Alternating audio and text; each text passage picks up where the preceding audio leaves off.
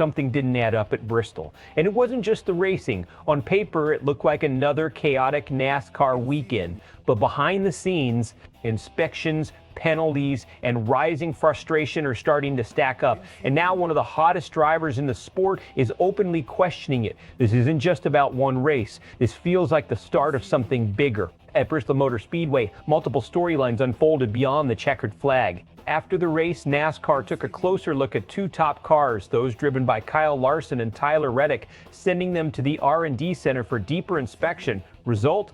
Both cars were completely cleared, no violations. But before the race even started, 5 teams, including Larson, Michael McDowell, Ross Chastain, Cole Custer, and Chad Finchum, were hit with pre-race inspection penalties. Then during the race, pit road chaos. Drivers like Christopher Bell, Chase Briscoe, Brad Keselowski, and others were flagged for speeding. Add in safety violations and crew penalties. And suddenly this normal race weekend wasn't so normal. Let's zoom out. This isn't just about Bristol. This is about a trend. All season long, NASCAR has tightened enforcement, especially during pre-race inspections and pit road monitoring. And at a track like Bristol, where track position is everything, even a small penalty can destroy your entire race.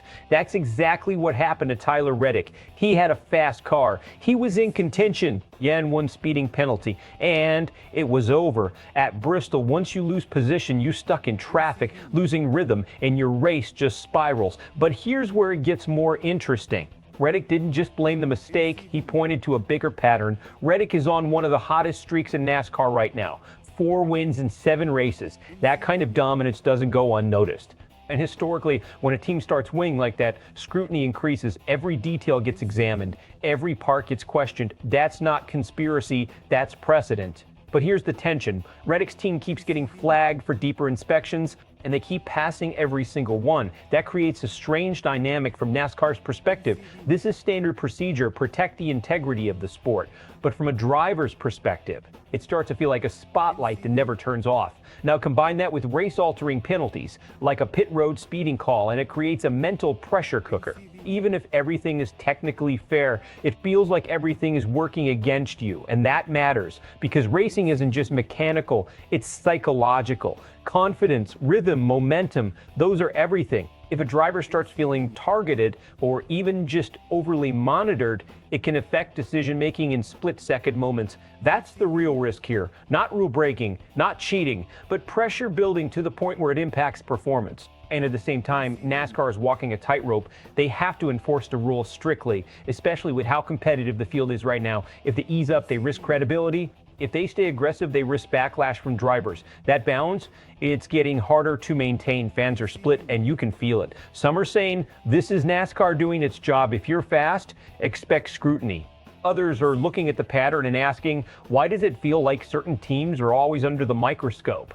Media coverage is starting to reflect that divide. Some analysts are backing NASCAR's consistency. Others are focusing on the timing, especially when penalties hit drivers who are running up front. And when you add in incidents like the Truck Series contact between Christian Eckes and Corey Heim with no penalty issued, it only adds to the perception that enforcement isn't always clear-cut. Fair or not, perception becomes reality for fans. So where does this go?